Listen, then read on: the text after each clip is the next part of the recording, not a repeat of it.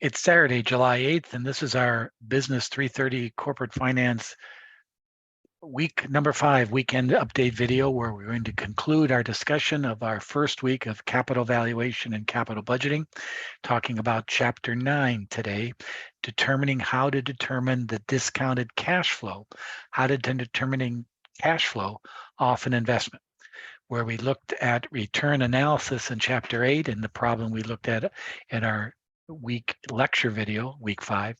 Today we'll talk about how to determine cash flow. This all leads up to our second week of discussion next week with a spreadsheet capital budget analysis problem, assignment number 4, which we posted on Monday, July 10th, due Sunday the 16th. And remember, our Road King case has been canceled.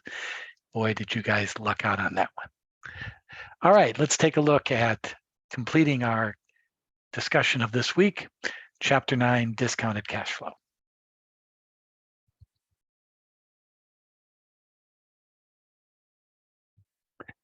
If you remember, in week number 5, we began our study of capital budgeting analysis with problems 1 through 8 in Chapter 8, where we practice determining the 4 methods of return analysis: net present value, internal rate of return, profitability index, and payback. The 4 ways that you can determine whether your investment in a project generating enough cash flow to make that project profitable, positive return. And then we looked at and began to look at Chapter 9 problem 9-14, where we actually had to go and calculate the net cash flow. Remember, in Chapter 8, I gave you the cash flow, $80 a year, $100 a year. Well, now in Chapter 9, we learn how to calculate those cash flows.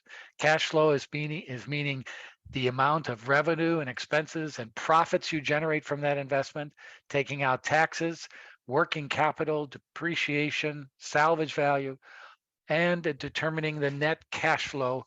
How to determine that amount is what Chapter 9 is all about. So let's take a look at this problem. So here's the problem at the end of Chapter 9, problem 9-14 at the bottom of page 296 and into page 297. In this problem, they give you all the variables of the project, and your job is to determine what the net project cash flow is, knowing all these variables. And that's what you're going to have to do, and what we're going to do in a practice problem this evening, and what you're going to have to do in assignment number 3 is to determine the net cash flow, then calculate the net present value, the internal rate of return, profitability index, and payback, the steps necessary to complete a capital budget return analysis. So let's go ahead and put together this project based on the variables given to us. Okay, they tell us that the revenues are going to be this is a 4-year project, which means that's the depreciable value of the asset. It's a 4-year project with revenues of $40,000, $30,000, $20,000, and $10,000 a year. The expenses are a little bit easier to calculate in this example, 40% of revenues. The working capital required in each year is expected to be 20% of revenues, and we'll define that in this analysis. And the project is estimated has an investment of $45,000 in plant and equipment. What we're going to have to do is determine also the depreciation, straight line depreciation over 4 years, with a firm's tax rate of 40% and a cost of capital of 12%. What is this project's NPV and internal rate of return? We'll also go ahead and do profitability index and payback just for the practice. So now the big hassle is, how do we put all this information into a nice, neat analysis that tells us that this investment of $45,000 is going to pay off? So let's put that together. First of all, let's go back to our spreadsheet. There it is right there. And we are just told that the investment in our project is going to be $45,000. There it is right there. Notice in this spreadsheet, I have some preset calculations, which will make it a little bit easier to see how this all works. And then we're going to have revenues. Remember, they told us revenues of $40,000, $30,000, $20,000, and $10,000 a year. Those are our revenues. And remember, they told us, and you can refer back to this when you're doing your review, that expenses are going to be 40%, let me hang on here, are going to be 40% of revenue. So equals revenue times minus 0.4, that's 40%, and there's our expenses. So we'll just copy that all the way across, and that's 40% of revenues. All right, now on the other hand, it's a $45,000 investment, straight line with no salvage value. So how much depreciation is that over 4 years? $11,250. That's how much we're going to depreciate. Remember, depreciation is a way to reduce taxes by a way of expensing an asset without even writing a check. And that's the IRS lets us do that. So now we have depreciation as being $11,250 a year. So let's copy that all the way across. And now we've determined the net income for this project after each year. I took the revenues minus the expenses and depreciation to get earnings before taxes. I took 40% of those earnings as our taxes, and I'm left with a net income of $7,650. $4,050 in year 2, $450 in year 3, and also remember, we're losing money in year 4. Our expenses are higher than our revenues, so we're losing $3,150 in our final year.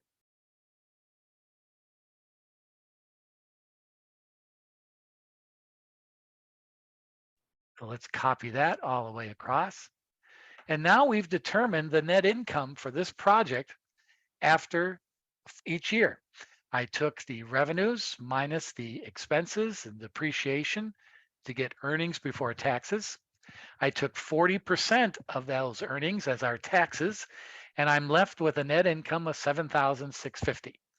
$4,050 in year 2, $450 in year 3, and also remember, we're losing money in year 4. Our expenses are higher than our revenues, so we're losing $3,150 in our final year. They also tell us in the problem that working capital is 20% of the next year's sales. Now, what does that mean? Well, working capital is a balance sheet item. It's, for example, here's an example of working capital. I buy a car. Let's say I buy a car for $45,000. Just buying the car is not enough to meet the needs of the asset. What else has to happen? Registration, insurance, maintenance, all kinds of things. So there's additional expenses and additional upfront money to operate the vehicle once you buy it. And that's what working capital is. So in this problem, working capital is how much additional cash are going to be needed to keep that asset going until you start recouping and selling product off that investment.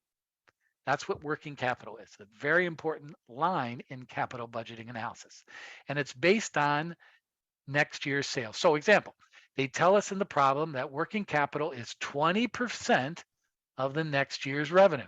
So if I take 20% of 40,000, that's $8,000. So I'm going to have to pay out an additional $8,000 in additional cash in the 0 year when the project begins to get that asset of that investment off the ground. Then during the course of the project, notice that revenues start reducing. So if I take 20% of $30,000 in year 2, that's $6,000. So now I need to add back $2,000 of working capital back into the project. Here's why. Notice working capital, remember, is a balance sheet item. So notice negative 8,000 plus 2,000. The balance now is $6,000, which happens to be 20% of 30,000. Same thing holds true in year 3. 20% of 20,000 is $4,000. I give back another 2,000. The next year, 20% of 10,000 is $2,000. I have to give back $2,000. Note the balance now accumulated in working capital is what? $2,000. Then in year 4, I have no year 5 income. All I do is take 20% of year 4 income. That's 2,000. Add that back in. And there's my working capital cash flow. Notice I'm spending cash in year 0, but then as my revenue drops, cash is coming back in. And notice this is the key in working capital for any capital budget analysis. If you take from year 0 to the end of the project, what does that total? 0. The net effect on the project over the course of its life is 0. Cash out, cash in, the net effect is 0. That means you've properly allocated working capital. The last thing we have to account for is adding back in depreciation into the cash flow. Because remember, depreciation is a non-cash expense, so I add that back. And now we have concluded and we have come up with our net project cash flows for year 0 through 4. And what does that mean? We're generating over the course of 4 years, $62,000 of actual cash generated off this investment of $53,000. Well, when you think about that, that looks pretty good.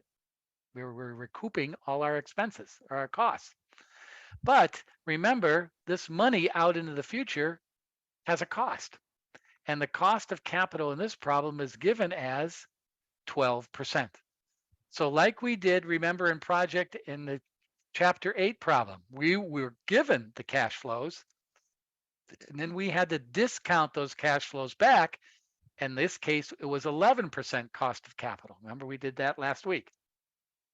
Well, now in problem chapter 9, we've calculated the cash flows and given the cost of capital of 12%, now we have to discount those cash flows back at 12%.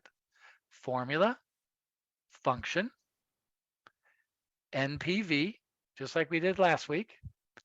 And our rate is 12% in this problem, the cost of capital. And the values are paint from year 1 through year 4. C14 to F14. So that $62,000 is discounted back to today's dollars at 12%. We get $48,622.29. Uh-oh, we got a problem in this project. The net present value is a negative. Our return is less than our investment. Not good. Let's see what the internal rate of return is. Remember, we did that back here in chapter 8, the internal rate of return. So formula, function, IRR. And all we do is paint the cash flows from year 0 to year 4, B14 to F14, and we get 7.5%, which makes sense. Our return is less than our cost of capital, 12%. Remember in chapter 8, our return was 21 and 23% on a cost of capital of 11%. We were making money. Now we are losing money, negative NPV by big time, and thus our internal rate return is less than our cost of capital. Not good. Remember, the profitability index is the relationship of the discounted cash flow to the investment of 53,000, and the ratio is under 1. Not good, 0.92. And the payback in years is, well, in the first year we have 53,000 investment. We take in the first year cash flow of 20,009. We got 32,100 left to recoup. In year 2, 32,001 plus the year 2 investment return, we still have 14,800 left. And we'll take that out into years 3 and 4. And as you can see, we don't pay back the investment until sometime during year 4. How much of year 4? Well, we take the percentage of what is left to be recouped at the end of year 3, $1,100, and we divide that by the year 4 return of 10.1, and we get 11%. 3.11 years to pay back. We go into the 4th year. Remember, we only have to pay back 1,100. We get 10,001 in the 4th year. So that means about 11% of the year is used to pay back the remaining $1,100, 3.11 years. So looking at this project and problem in chapter 9, after computing the cash flows and doing our investment return analysis, it looks like this, you can call this project a dog with fleas. Why? A dog with fleas. Why? It's losing money. Where in chapter 8, we had 2 projects, A and B, that generated positive returns. But in chapter 9, we actually computed the project cash flows and we end up having negative returns. Not a very good outlook for this investment of $53,000 in year 0. So as you can see, our job as financial managers is, first of all, to determine what we're investing in, what's going to be the depreciable life, and then calculate with the help of our marketing department, our production department, our accounting department, what do we project revenues to be, expenses, taxes, what's going to be our net income, what's going to be our working capital requirements, what's going to be adding back in depreciation as non-cash expenses, and determining our project cash flows. And once we determine that project cash flows using our cost of capital for this particular case or project, what is the return in dollars, percent, ratio, and years? This is what assignment number 3 is going to be, and this is a key component of determining investment return in finance. So I'm going to repost this to week 6, so you have these solutions to review. Let's save that. And now let's, okay. First of all, I mentioned assignment 3 and week 6 in that video. It's really assignment 4 and week 5. So I apologize for that error. But those 2 problems, chapter 8 and chapter 9, are great review for what we're going to be working on in week 6 and assignment number 4. All that will be posted on Monday, July 10th. If you go to week 5, capital investments or capital projects week 1, you'll see the lecture spreadsheet. Here's the original blank one, and here's the solutions that we just worked on.